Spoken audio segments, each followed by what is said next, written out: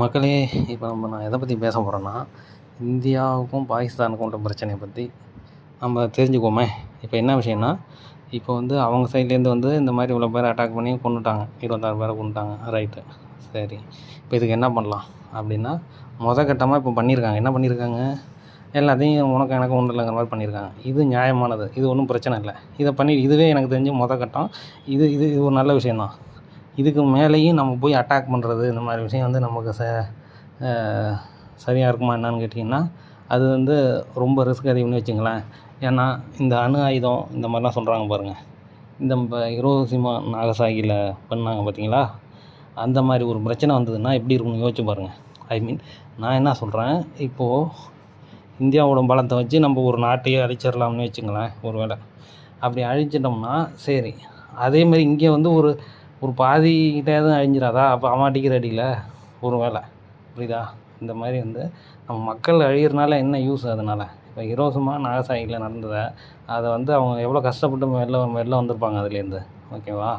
அந்த மாதிரி ரிஸ்க்கு நமக்கு தேவைதானா அப்படிங்கிறது என்னோட இது, ஓகேவா? ஆனால் இப்போ எப்போயுமே ஒரு சண்டைன்னு வந்துட்டால் எப்படி இருப்பாங்க? நம்ம ஊர்வலத்தில் எப்படி இருப்போம்? நம்ம பக்கமெல்லாம் எப்படி இருப்போம்? இந்த பேச்சுவார்த்தை எதுவுமே இல்லாமல் இருப்போம். அதை முதல்ல ஆரம்பித்தது நல்ல விஷயம். அதோட அவனுக்கும் நமக்கும் அவனுக்கும் எதுவுமே இல்லை அப்படின்னு முடிவு பண்ணிடணும். எந்த டச்சும் இருக்கக்கூடாது, அவ்வளோதான். ஒதுக்கி வைக்கிற கதையா? அது நல்ல விஷயம். அதையே ஃபாலோ பண்ணலாம்னு நான் நினைக்கிறேன். இதுக்கு மேலே வாருங்கிறது ரொம்ப ரிஸ்க்கு. எல்லா மக்களும், அப்பாவி மக்கள்லாம் சாகுறது எனக்கு சரின்னு படலை, ஓகேவா? நீங்கள் என்ன நினைக்கிறீங்கன்னு சொல்லுங்கள். நம்ம ஈஸியாக சொல்லிடலாம், வார் ஐ வாண்ட் ரிவெஞ்ச்.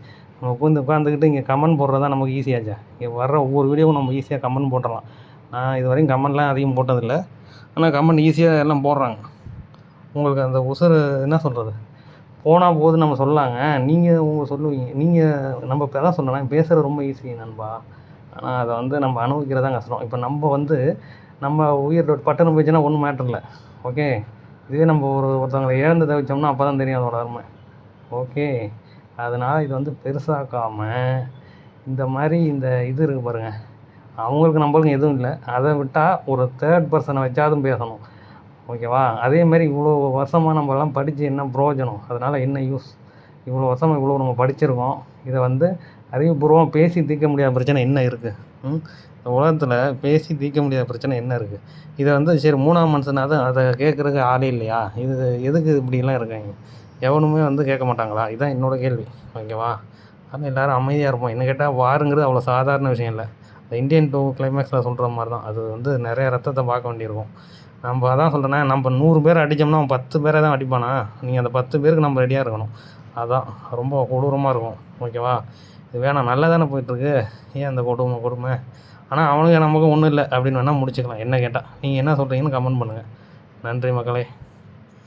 அதே மாதிரி பஞ்சாயத்துன்னு வந்துட்டுனாக்கா, இப்போ அந்த யார் இதை பண்ணாங்களோ அவங்கள ஒப்படைக்க சொல்லி அதை கேட்கணும். அதான் இது. அதை ஒப்படைக்க சொல்லி அந்த மாதிரி பஞ்சாயத்து பண்ணணும். அப்படியேப்பட்ட ஆளை கொண்டு வரணும், ஓகேவா? பஞ்சாயத்து எத்தனையோ பஞ்சாயத்து இந்த அமெரிக்காக்காரங்க பண்ணியிருக்காங்க. ஏன் இதெல்லாம் பண்ண மாட்டாங்களா? எல்லாம் இது அதான் சொல்கிறேன், இது இதுவும் அரசியல் நடக்குது போல், அந்த மாதிரி தான் எனக்கு தெரியுது, ஓகேவா? அதனால் எல்லாம் பொதுமக்கள்லாம் அழியாமல் இருக்கணுங்கிறது தான் என்னோட இதுதான். அதுதான், ஓகேவா? அதே மாதிரி இந்த மத வெறி இந்த இதெல்லாம் இல்லாமல் இருக்க தான் சரி.